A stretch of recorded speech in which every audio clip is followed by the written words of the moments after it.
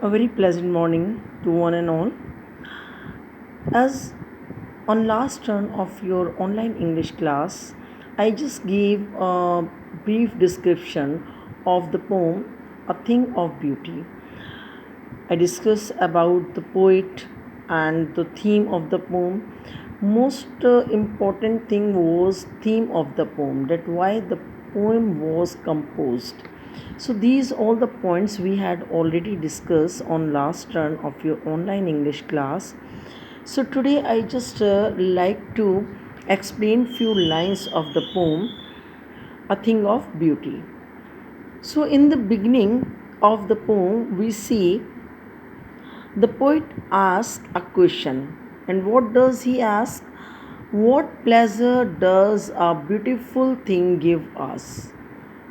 What pleasure does a beautiful thing give us? Are beautiful things worth treasuring?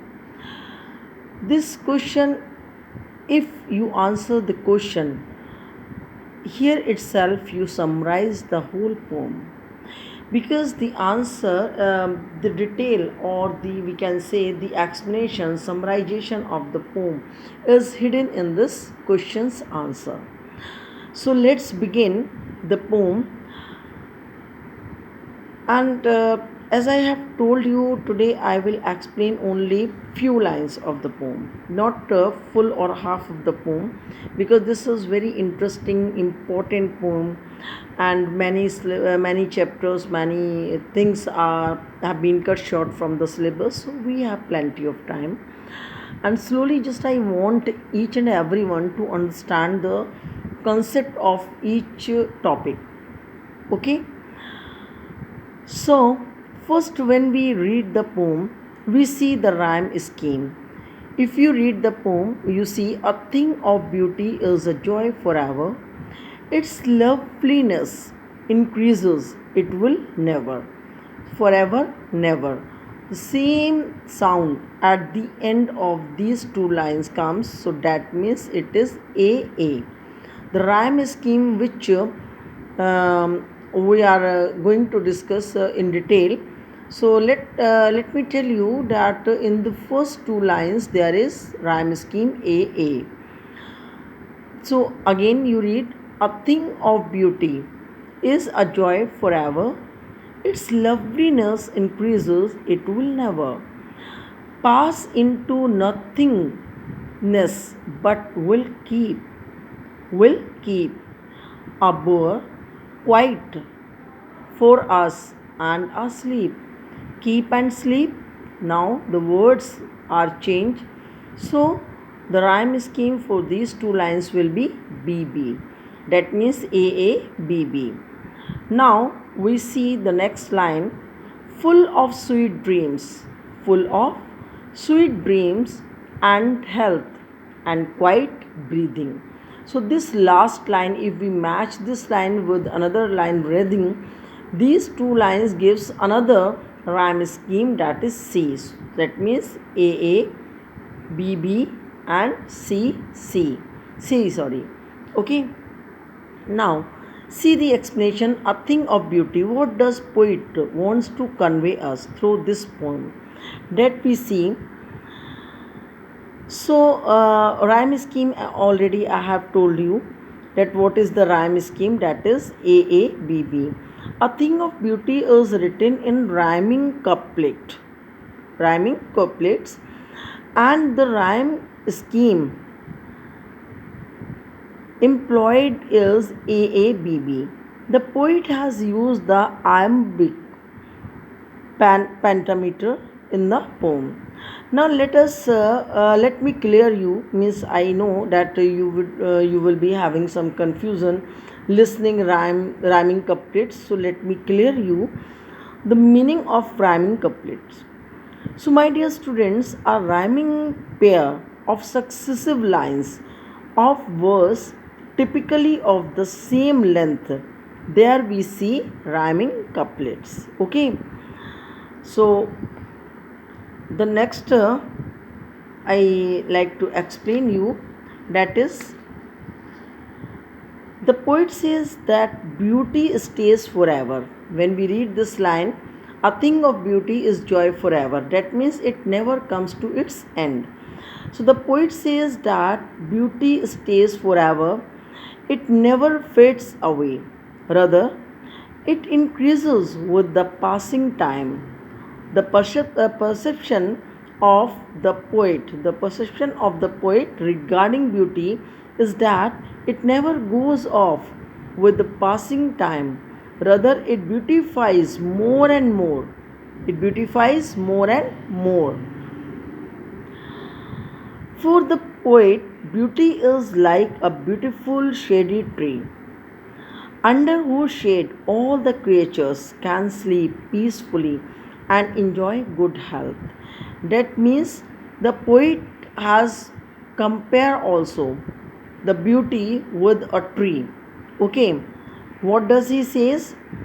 Again, you see, pass into nothingness, but will keep a bird quiet for us and asleep. That means poet says that beauty is like a beautiful shady tree under the shade of hues and big trees. People they take some rest. So here poet says that beauty is like a beautiful shady tree under which or under whose shade all the creatures can sleep peacefully and enjoy good health. Means after rest we feel ourselves refreshed, so that for that refreshment people come and sits under the trees, shady trees. So in the above lines, the rhyme scheme, if we go through these five lines, so we see the rhyme scheme is A, B, B and C. C, as I have told you, the last line breathing. Okay. Poetic devices, now we will talk about in the above five lines which poetic devices have been used. So my dear children, in the first two we see poetic devices which is used is alteration. In this poetic device, a consonant sound, okay, a consonant sound at the start of two words which are close in series, like sleep, okay, sleep and sweet, they are in series, the same consonant words. A bower, quiet for us, and asleep, full of sweet dreams, and health and quiet breathing. Okay, so here alteration has been used. Alteration means one by one. So after a word, okay, consonant sound at the start of two words which are close in series, and they are sleep and sweet. Now the second poetic devices which has been used in the poem, that is metaphor. Bower quiet, calmness of the bower, those who calm bow their head, okay, and sits in the under the shady tree, shade of shady tree. So bower is compared to the calming effect of a beautiful thing. So that means the poet has tried to explain the beauty of the tree here when he writes that full of sweet dreams and health and quiet breathing. Quiet breathing means without any noise, without any disturbance, people come and sits and take rest. Okay, this was the explanation of these five lines. On next turn I'll take other lines, another five lines or six lines maybe. Okay, and along with each explanation I will be telling you about rhyme scheme and the poetic devices used in those lines. Okay, on next turn I want you to read the poem nicely. Okay, at least once or twice if you will read the poem, you yourself will understand the theme of the poem and it will be more clear to you. Okay, write down the poetic devices and the rhyme scheme of the poem, and of course about the poet. Little bit about the poet also you need to write in your classwork copy. Okay, now see you on your next turn of your online English class. Till then, Goodbye. Have a nice day.